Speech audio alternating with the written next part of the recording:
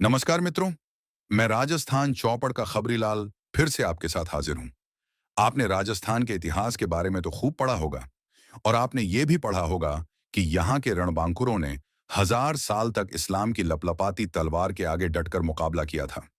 यहाँ की वीरांगनाओं ने इस्लाम के क्रूर आक्रमणों के आगे झुकना स्वीकार नहीं किया, बल्कि जौहर जैसे पवित्र व्रत का पालन किया। चित्तौड़, रणथंभौर, जालौर, जैसलमेर और सिवाना के जौहर में जलती वीरांगनाओं की कहानी पढ़कर यहाँ का बच्चा बच्चा बड़ा हुआ है। राजस्थान के हर स्वाभिमानी व्यक्ति ने मरना और मिट जाना स्वीकार कर लिया, लेकिन कभी भी इस्लाम के आक्रांताओं का समर्थन नहीं किया। लेकिन मित्रों, क्या आपको मालूम है, देश की संसद में राजस्थान की जनता के कुछ चुने हुए प्रतिनिधि अपने राजनीतिक स्वार्थ के लिए राजस्थान के स्वाभिमान और शौर्य को गिरवी रखाए हैं।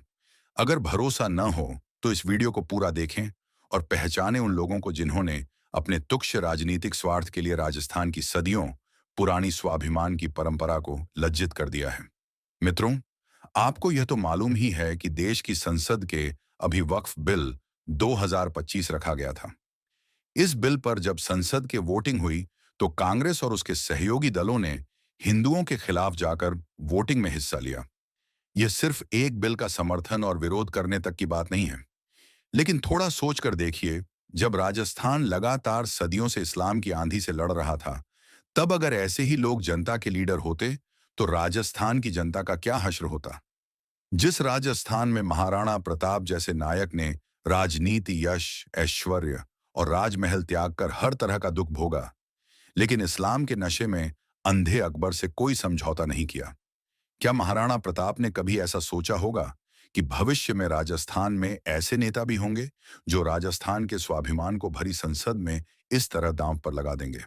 मित्रों, राजस्थान से वक्फ बिल के समर्थन में वोट देने वाले उन 11 सांसदों से जवाब मांगा जाए कि जिस राजस्थान की स्वाभिमानी जनता ने आपको देश की संसद में चुनकर भेजा, क्या आपको यह अधिकार दिया गया था कि जब राजस्थान के आन बान शान की बात आए, तब राजस्थान के स्वाभिमान को आप इस तरह से दांव पर लगा देंगे।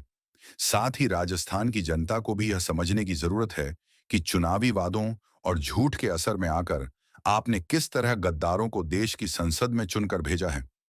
मित्रों, राजस्थान की सदियों से वीर भोग्या वसुंधरा की परंपरा रही है, अर्थात वीर ही भूमि के यश और ऐश्वर्य का भोग करते हैं। गद्दारों को इस स्वाभिमानी धरती में कभी आदर नहीं दिया है। इसलिए हिंदुओं के खिलाफ काम करने वाले इन 11 गद्दारों के चेहरे याद रखना और आने वाले वक्त में इन्हें गद्दारी का इनाम जरूर देना।